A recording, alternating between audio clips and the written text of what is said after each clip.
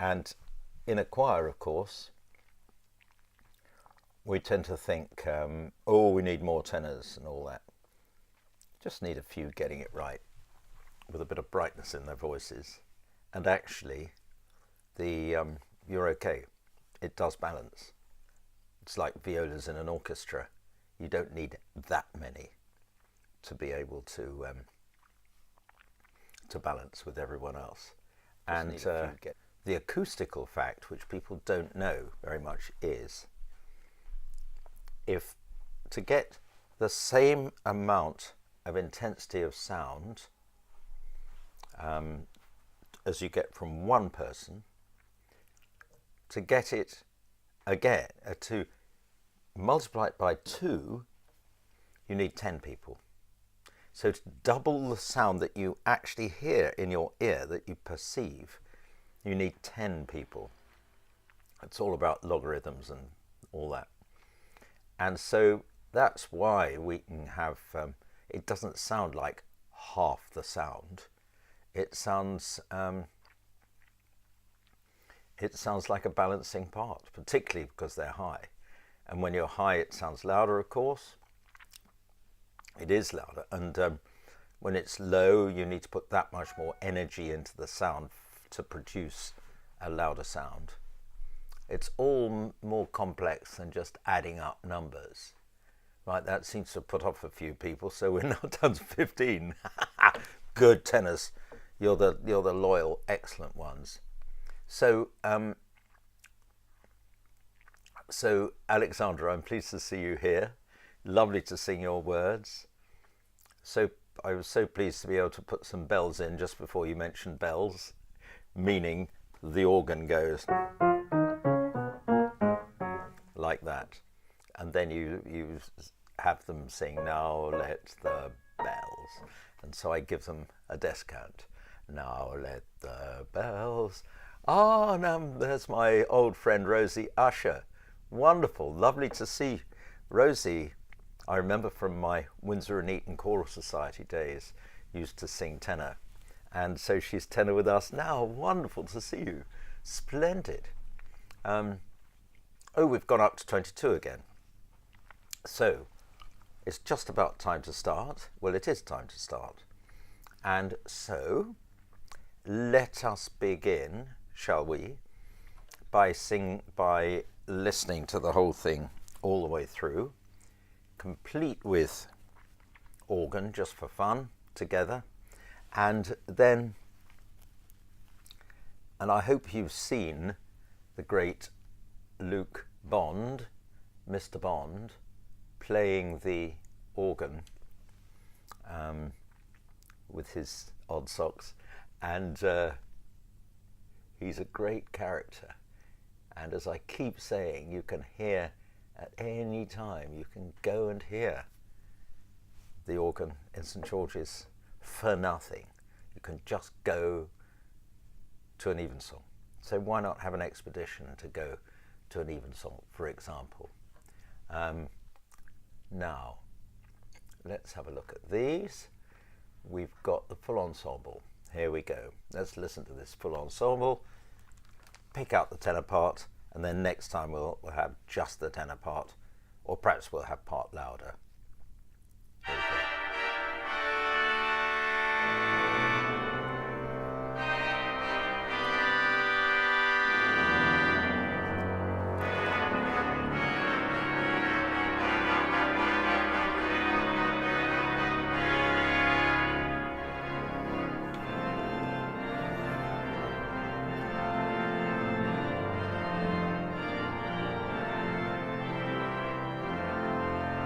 Have a go.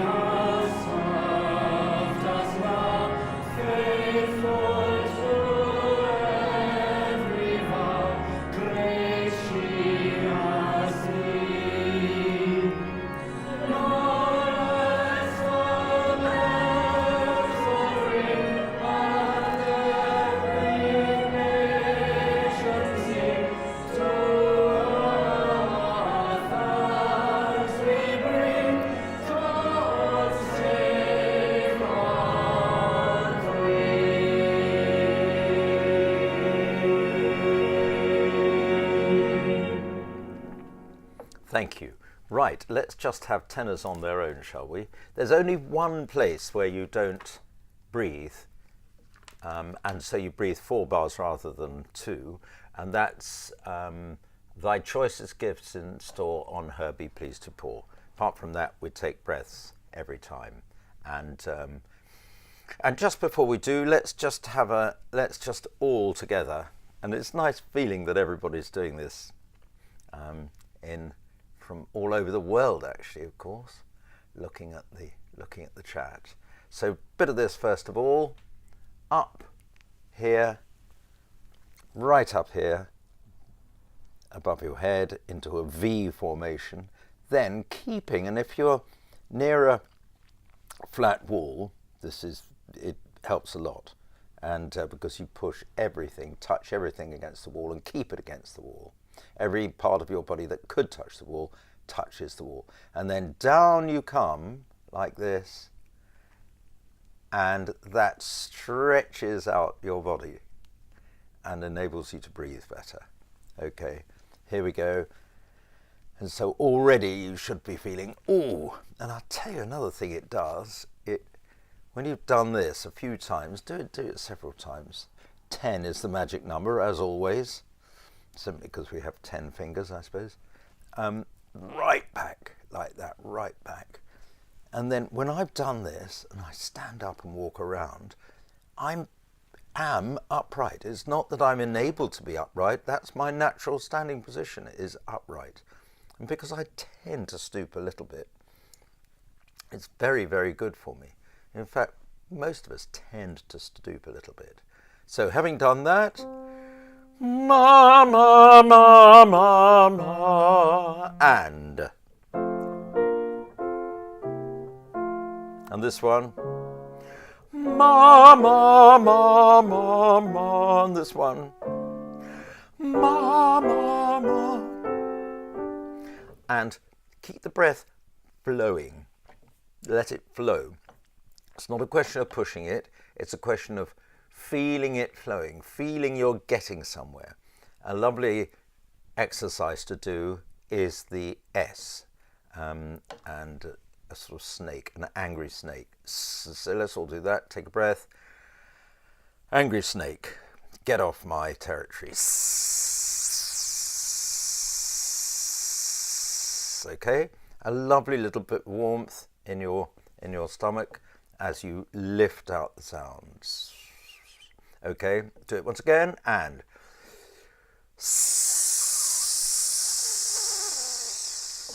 now try this one.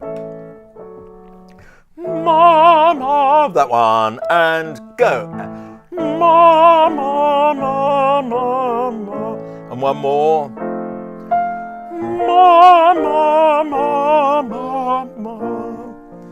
Good, okay. And any other exercises you do. With the choir the other day, I just got them to, I said, just go off and do some exercise, some vocal exercises, your favourite one. And they went all off around the chapel in different places and did their own little, it was cacophony, of course, and everybody was laughing as well, which is good, because if we're all laughing, that also prepares us for singing in a lovely way. Okay, here we go. Internet connection a bit better. Good, good, says Michael Rowe. Okay, well now let's do the part louder tenors, shall we? Part louder tenors. Tenor louder. Are we ready? I'll cut past the fanfare, shall I? Here we go.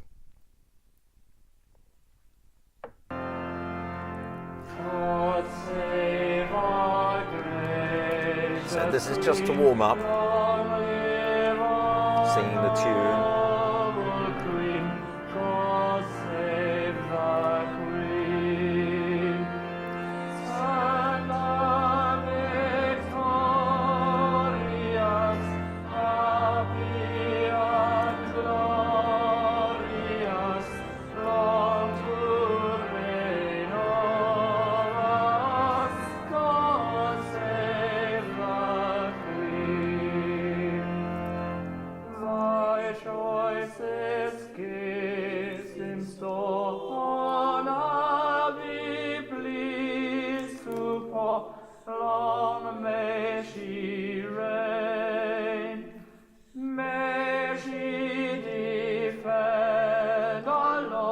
and ever give us cause to sing with heart and voice, God save the Queen.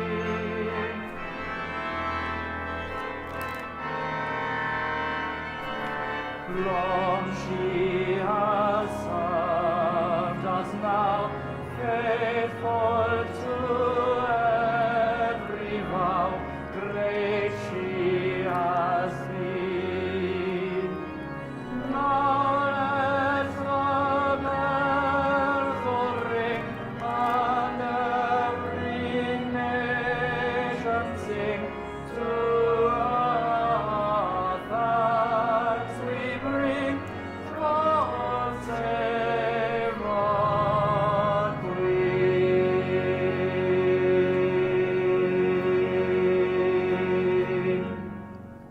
Sorry, I took you off earlier. It should be 6 whole beats at the end. Good. And remember at the end, it's God save our Queen and not the Queen. So you're going to feel a bit of an idiot if you sing, having got it all right and lovely on the recording, you sing the instead of our. So so just remember to do that.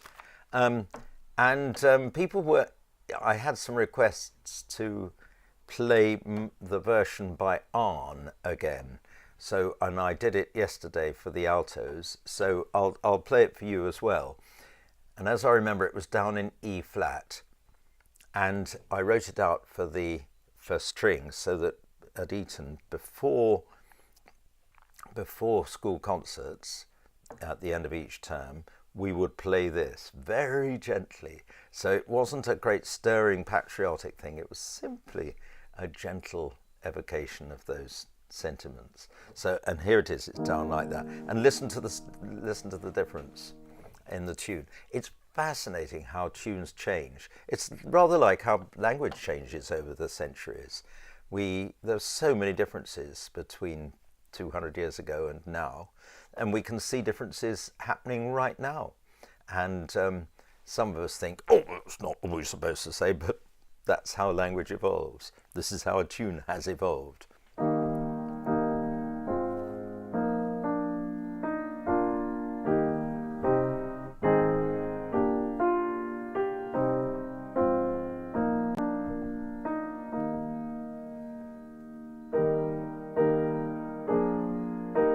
Then it's the same for a bit.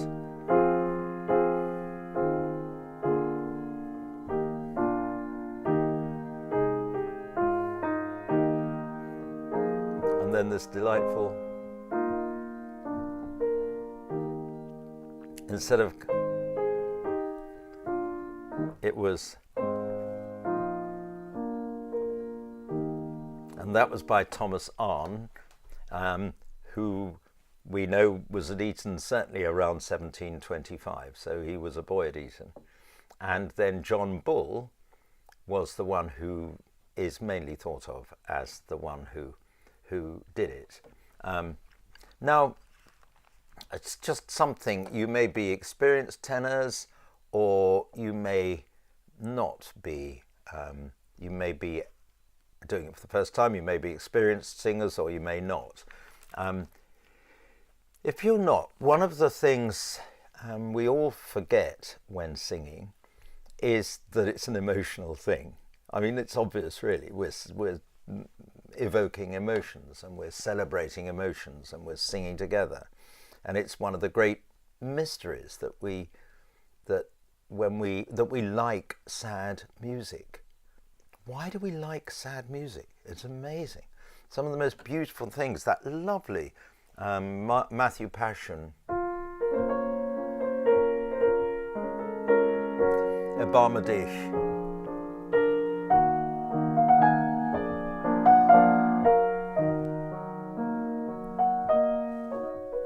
so beautiful and so moving, and it raises your mood. That's sad music. It's a mystery. And when we sing this, the more we sing the meaning of it, even if it's pretty simple, let me just take at random May she defend our laws. Yes, we probably want her to do that because we don't want to get beaten up on the street. To sing with heart and voice. Yes, to sing with heart and voice. And by heart we mean emotion. Let us therefore do it one more time with tenor louder and sing it with heart. Now, how do you sing it with heart? You read ahead, and then when you read ahead, and increasingly this is something I'm saying to choirs, I'm saying it to choirs more and more, read ahead, because if you read ahead, you will take in the meaning of the words better. If you're reading out loud to a group of people or reading a talk, have the courage to read ahead, because the further you read ahead, the more meaning you put into what you're saying. There is another way of looking at it, and that is, generally speaking, when you get, say, a 2-bar phrase, you can find one word or syllable which is the most important, and you need to go to that. So often you hear people on the radio and television who say sentences and emphasize far too many words, prepositions and people emphasize the word and far too much where it doesn't need to be emphasized. There's usually just one, and you make yourself twice as meaningful if you give emphasis just to that one. Oh, good, there's still 33 people here. I haven't bored everybody into leaving. It's much easier to leave this, of course, than to leave a hall where somebody's giving a talk. Look ahead to the important syllable and make the phrase around there. Funnily enough, that works in music as well. If you just take a simple tune without words, you can really, if you think about it, you can find one note which is more important than the others. I'm just thinking at random. What about Beethoven Eroica? How about this? Dee dum da dum dee dee, dee da dee dum dee da dee dee. And it immediately means more. So this time when we do it, read it, look for the important syllable, and make your meaning that much more clear. So I hope you don't mind the little indulgence of listening to my fanfare right from the beginning this time. So this is tenor louder again, listening to it right from the beginning and this time we're going to read ahead, look for the important syllable, and go for that. You can usually agree on which is the most important syllable. Here we go.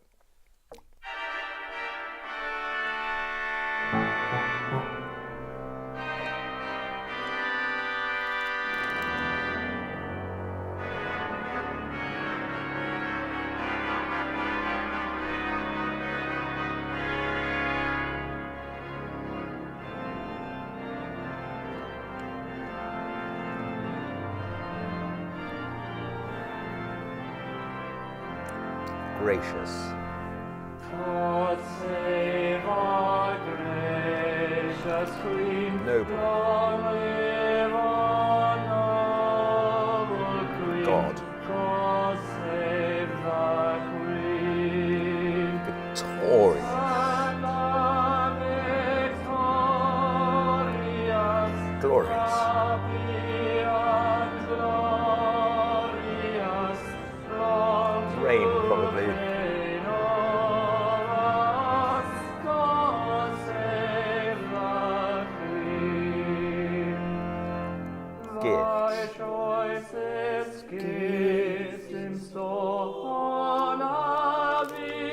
He nicks a breath there, doesn't he? I'll tell him off. May she defend our laws and ever give us cause to sing with heart and voice. God save the Queen. Go on, Luke. Thank you, Luke. Here we go. All you've got. Long she has was now, faithful to every vow, great she has been. Now let the bells all ring, and every nation sing. To our thanks we bring from Tenor Queen.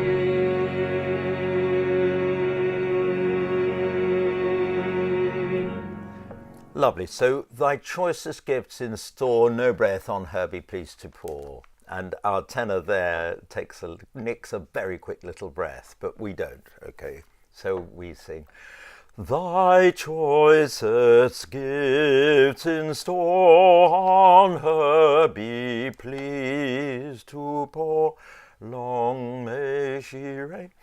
You'll also find if you put emotion into it, for some strange reason, all of the musculature works better because you want to express yourself. Your body sort of gets together in a group and says, right, boys, and girls, let's make this really work. And you find it works extremely well. Now, thank you for the comment on the harmony, Anne. I'm looking at the chat, so if anyone wants to ask any questions, I will answer them straight away. And if you ask one and it isn't answered, it's not rude to ask it again, because I'm just looking at the last little bit of them. I do have to tell you, one of the choir told me a story of when his wife was staying at Balmoral and needed a document to be signed and witnessed, and this was in the days of the wonderful Queen Mother. His wife signed the document, of course, and did all that, but then needed a witness, and the Queen Mother happened to be around, so said, would you mind witnessing? Of course, she said, of course I'll witness. So she did.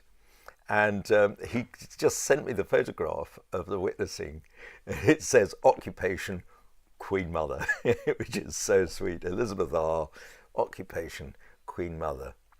And anyway, it's just to think that there is true impartiality and no leaping to conclusions by the royal family, but a really robust sense of humour gives us all hope. And a sense of humour like that sees us through all manner of things. Look at Churchill. You know, I bet he and the Queen in their weekly meetings used to laugh a lot. I'm sure they did, because they both have a wonderful sense of humour. I'm just looking for any questions. Doesn't quite. No, you're just having lovely chats with each other while I bang on. So that's absolutely lovely. Let me just go through the instructions, so that we all know what's going on.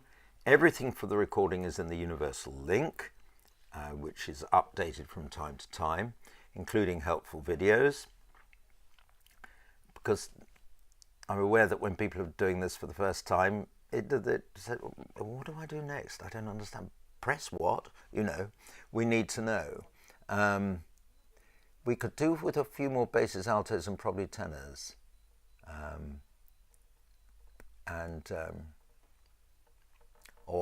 This is probably talking about another choir. I think if I've got that wrong, tell me. Anyway, so everything you need to know. 1, watch me on the screen. 2, wear headphones. 3, press record on the phone or tablet.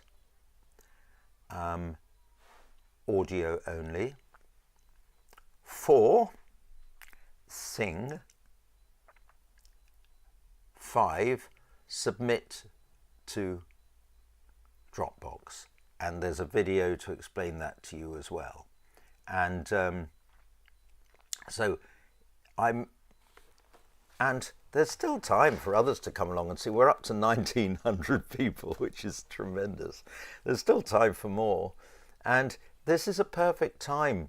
You probably all had the conversation with people which goes, do come and join us. It's great fun. What? Sing? Oh, no, you don't want to hear my voice. I really, come on, everybody. Encourage people to do that, to sing. One of the great things is that the sound of your voice from inside is not the same as other people hear it. So don't start imagining you're making a nasty noise. I haven't heard anyone make a nasty noise. Just sing for all you're worth and really enjoy it. And please help me get around the business about tone deafness. There is no such thing. Actually, there is a medical condition which is very rare, which occasionally can't tell pitches, but it is very rare indeed. And the people who say, oh, I'm tone deaf, no. If we have any teachers here, please never ask anyone to mime. The first children's choir in a school that I took, there was a boy going, oh. There were two boys who were making that noise, but they were doing it and loving it. They were all joining in. So I totally ignored them. And I used to ask if anyone would like to do a solo of that song we've just done. And one day, after we'd been working at it for about 6 weeks or so, one of these boys that made the sort of noise put his hand up to do a solo. And I thought, we've done it now. He's going to be embarrassed and all the others will laugh. Right, come on, let's do what we can. And he sang it perfectly all the way through with a lovely treble voice, this little fellow. Anyway, it was very moving because the whole of the rest of the choir exploded in applause afterwards because they knew what had been happening. They knew that he'd been groaning before and knew he'd just found his pitch. So they were, and afterwards he came and said to me, could I join the choir, please? Yes, of course you can. That's wonderful. Anyway, then the other one put his hand up and said, can I do a solo? And I thought, yeah, okay, we've really done it now. Poor fellow's going to be so embarrassed. And nope, he sang it perfectly all the way through. And that was after I'd been patient for 6 weeks or so, hearing this groaning and just ignoring it. And the boys, I'm sure, thought, why is he ignoring it? These people making the funny noise that's messing it all up. No. And then they were all singing. And no effort of mine except one of patience. And so anyway, do help me get it around that there's no such thing as tone deafness. I went to a meeting of, have I told you this one? Stop me if I did, that I went to a meeting of teachers and I just told myself, do not interrupt. And don't, Ralph, just sit there, listen to it. It was in London, I didn't know any of them. And it was various speakers to help us with our teaching.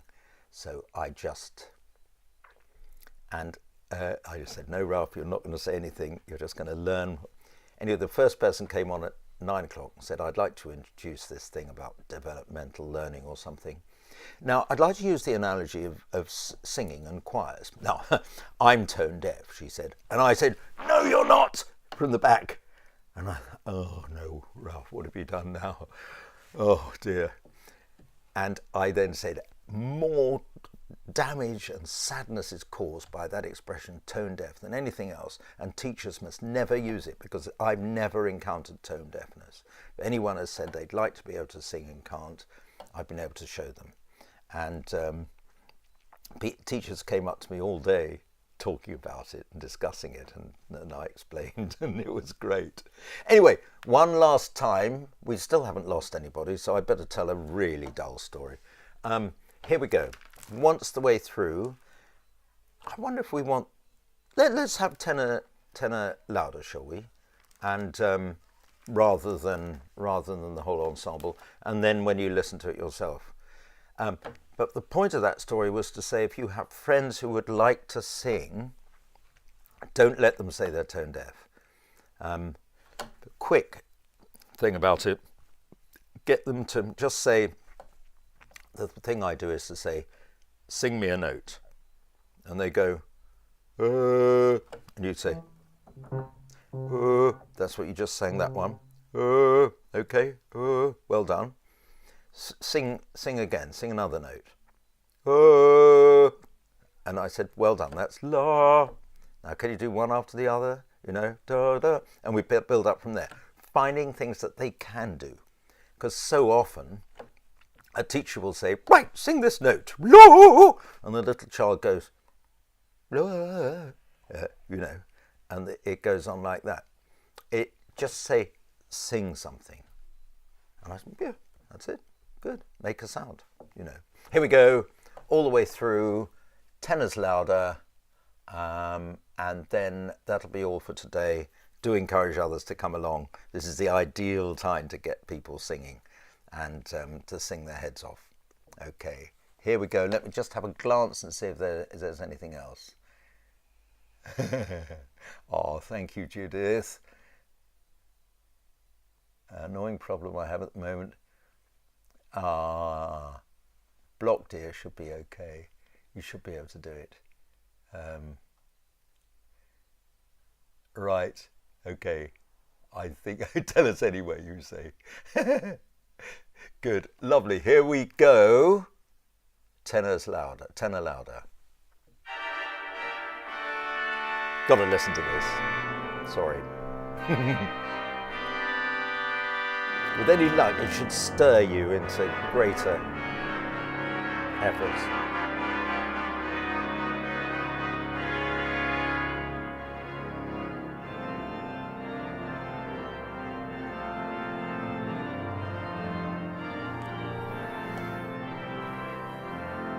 Here we go. This is the tune to get warmed up on. Go for gracious. Go for noble.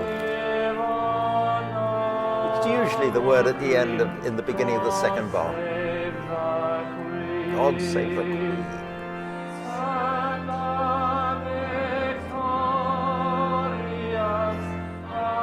Be glorious.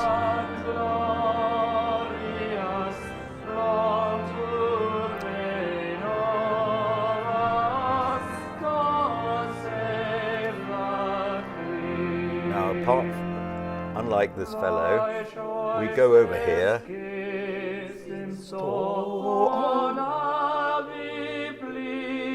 I'll have a word with him afterwards. Long may she reign, may she defend our lost, and never give us cause to sing with heart and voice. God save the Queen. Now, up we go. Long she has served us now, faithful to every vow. Great she has been. Now let the bells all ring, and every nation sing to our thanks we bring from save our Queen.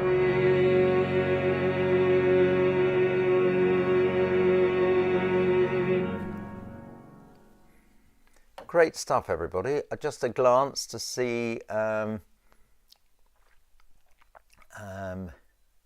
if there are any questions coming up that would need me to answer them. My non-singing husband is now singing, sing a song, sing out loud, sing out strong in the corner. Oh, how lovely. I don't know that. I'd like to hear how it goes and perhaps use it. I must get together and hear some stories about people who have said they're tone deaf and then have discovered their ability to sing and loved it.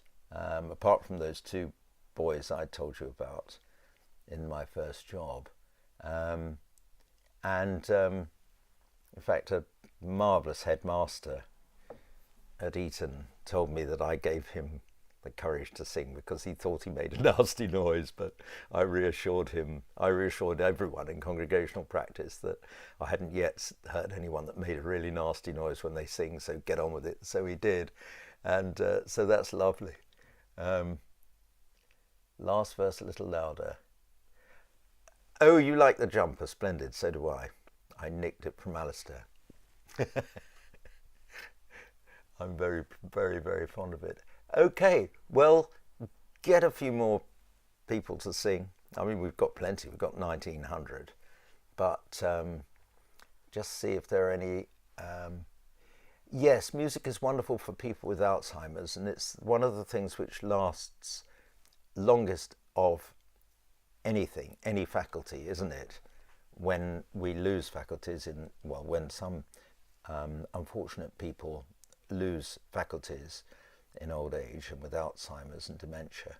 But it's wonderful to think that we'll have our music right to the end if that does happen. And the Carpenters sing.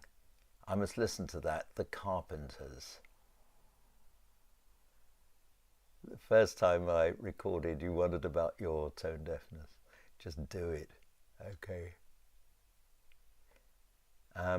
Yes, sometimes one's voice sounds good and sometimes it doesn't. Yes, do sing the last verse the loudest, but just put your heart and soul into everything is the main thing. Yeah, and sometimes it's harder than others.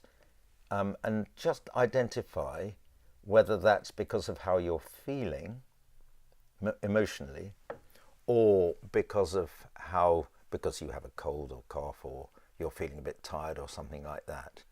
As often as not, it's how you're feeling. Although I do, on the other side of that argument, we can put the fact that it's harder to sing in the morning, and the muscles don't quite work so well.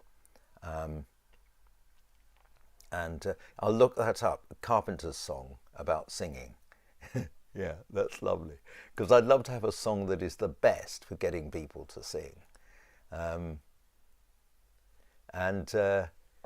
Yeah, any more ideas, everybody? I'm reading your ideas now, and it's lovely to hear what you have to say about the whole business of singing and getting people to do it. And of course, we believe, don't we, that that people have been singing for a large part of mankind's evolution, and the evolution of language comes from collaboration, because, and it's the fascinating thing is, with apes before us who would groom each other, finding insects, all that, using hands. It's related to our use of hand gesture to talk to each other, because the origins of speech are not in the necessity for telling everyone where they can find some water, if you go down that hill, but mind the warthog. Why did I say warthog? But it's in order to chat, in order to gossip, and that's how people use speech mostly, just for banter. And we are rewarded for merry banter with other people, for chatting to other people, because we feel better when we've done it. If I go out in the morning early, walk along the road, then the first person I see, I greet them with a merry good morning, and perhaps we have a tiny little bit of banter. I immediately am on another level. And that interesting thing is the getting to the language originated because we want to get together in groups and collaborate, and so we banter with each other, just talk sweet nothings. And the part of the brain for speech is the same as the part, apparently, as using your fingers. So when we gesture, that comes from the same part, and it's the same part as collaboration and helping each other. So anyway, I think I've talked enough. Chat and gossip. We have no idea what that's like. Yeah. Maybe I'm seated before. Yes. Mind the warthog. Yeah, why did I say warthog? Anyway, lovely to chat to you. I will do come to other people's. You don't just have to come to the tenors one. Half of you probably aren't tenors anyway. Do come tomorrow to Bases. Is it tomorrow Bases? No, it's Sunday Bases, isn't it? It's Sunday. Yes. Let me just check that for certain. Yes, 19th, nothing. Bases at the usual time, and then everyone at 5:30 UK time on Sunday. And it'll be lovely to see you then. And I'll try not to repeat any stories. Bye-bye, everyone.